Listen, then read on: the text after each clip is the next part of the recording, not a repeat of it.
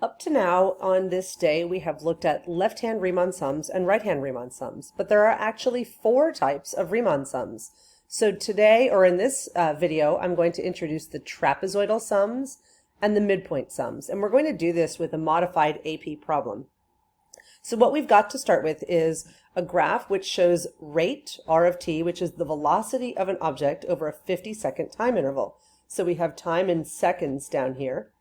And we are told by the table that our velocity or rate is in feet per second. And we want to estimate the distance traveled by the object on the first 40 seconds using the right-hand sum and the left-hand sum, along with 2 new approximation techniques, which are called the midpoint and trapezoidal sums. And there's a key here that says, make sure you're using the table in conjunction with the graph, because it's too hard to estimate these y values. So we have to come to the graph to find the actual y values. Or excuse me, come to the table to find the actual y values. So we'll start with the left-hand sum, and it says 4 partitions, and do you see how they've noted it L sub 4? So that tells you need a left-hand sum with 4 partitions, and they're giving you the distance from 0 to 40. So that tells you that your delta t value is going to be 10, because we're taking 40 seconds and dividing into 4 groups. So if I show setup and rectangles on the first graph, I want the left-hand sum. So this has a height of 0. The second looks like this. The third looks like this. And then the fourth looks like this. So if I take these areas, I have a factored out width of 10 for each rectangle, a left-hand height of 0. At 10, my left-hand height is 20. At 20, my left-hand height is 55. And at 30, my left-hand height is 78. And if I add all these up and multiply by 10, I get, let's see, 75 plus 78 is 153 times 10 is 1,530. And my units are going to be feet, because I'm dealing with feet per second times second. So 1,530 feet. So now if I use a right-hand sum with 4 partitions, r sub 4, to do the same graph, I'll change my colors so we can have a good view of what's going on.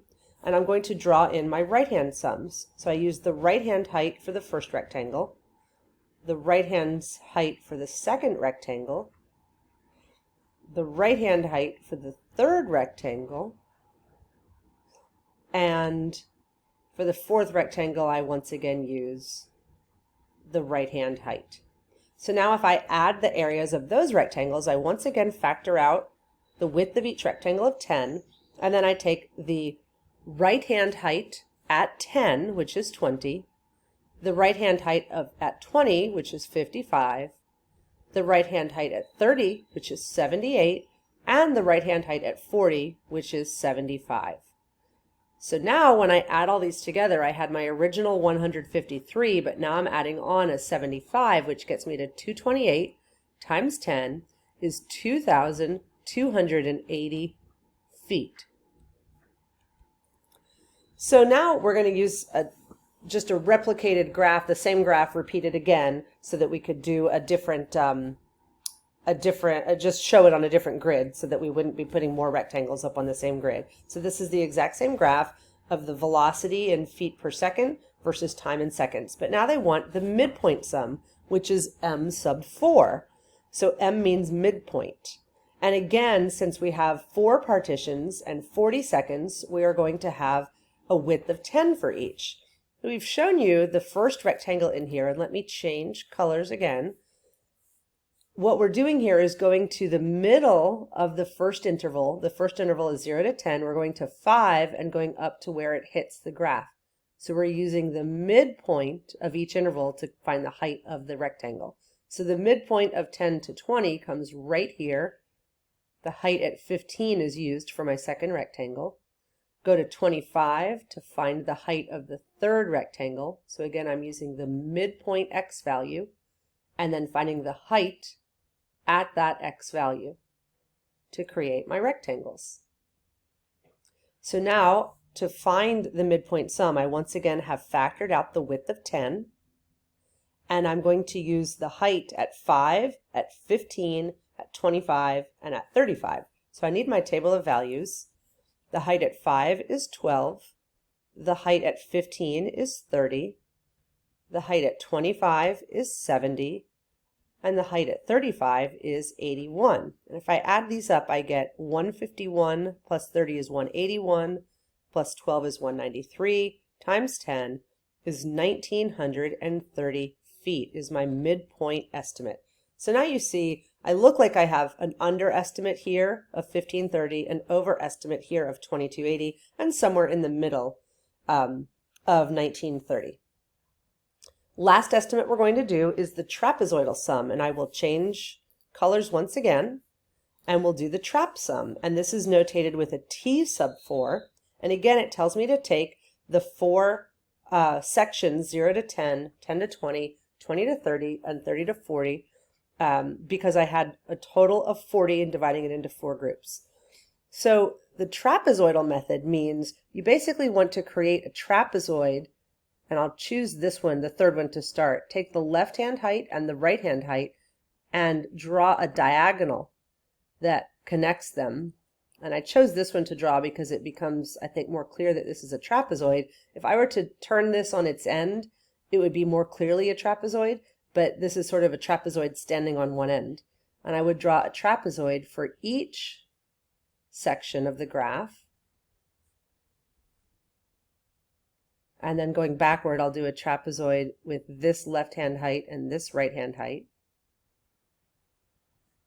And then the reason why I didn't start with the first one is because the left-hand height is 0, so this trapezoid is actually degenerates into a triangle.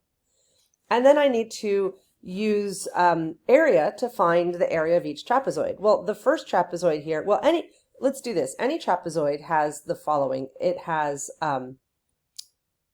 base 1 for area. It has base 1 plus base 2 times the height of the trapezoid and then divide it by 2.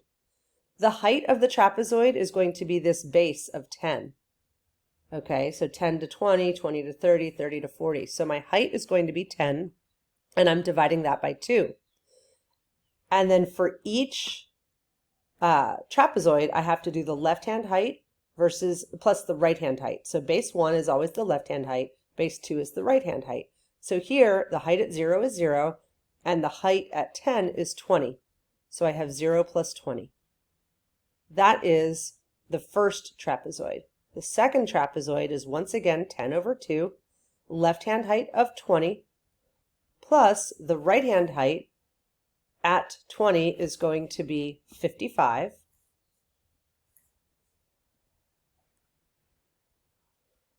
Third trapezoid is 10 over 2, once again, left-hand height of 55, plus the right-hand height is the height at 30, which by my table of values is going to be 78. And then last trapezoid, I have 10 over 2. The left-hand side of the trapezoid is 78, and the right-hand side, which is the graph at 40, is 75. So I then, basically what I've done is I've multiplied each of these sums by 5. So I could factor out the 10 over 2, which is 5, and then take, notice that what I've done is I've taken once times the very left-hand side, and then I have 20 twice. So twice the height of 20 plus twice the height of 55 plus twice the height of 78 plus once the height of 75. So the very left-hand height of 0 and the very right-hand height of 75 only are counted once, but each of the middle heights is counted twice. So if I do my math, I'm going to start with 2 times 78, which is 156, plus 110 is 266, plus 40 is 306, plus 75 is 381. So I have 5 times 381, and that gets me 1905 feet.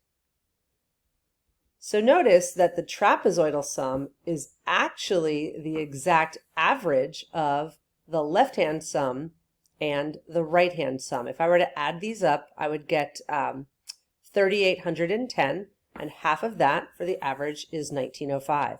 So the average of the left-hand sum is equal to the trap sum.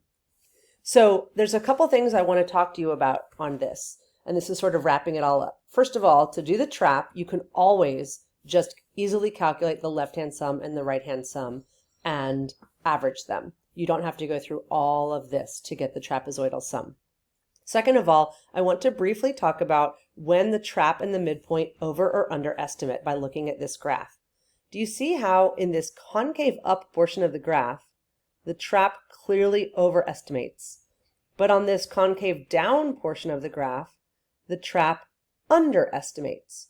Well, the trap and the midpoint over and underestimate based on concavity of the function. So let me write in here what's going on. If you have a concave up function, like in this portion of the graph, the trapezoid will provide an overestimate. Trap overestimates. On a concave down portion of the graph, the trap is going to underestimate. And that's like here, there's a section of the graph that is not included by the trapezoid because of the concave down portion. So it's very obvious to tell when the trap under or overestimates depending on concavity. It is not obvious to tell whether the midpoint under or overestimates. So what we're going to have to do is just memorize that the midpoint behaves exactly opposite of the trap. So when the trap provides an over, the mid will provide an underestimate, and where the trap underestimates, the mid will provide an overestimate. And the last thing I'll point out is that the extremes, the highest and lowest, will always be the left and the right-hand sum, and the trap and the midpoint will always be in the middle of those two.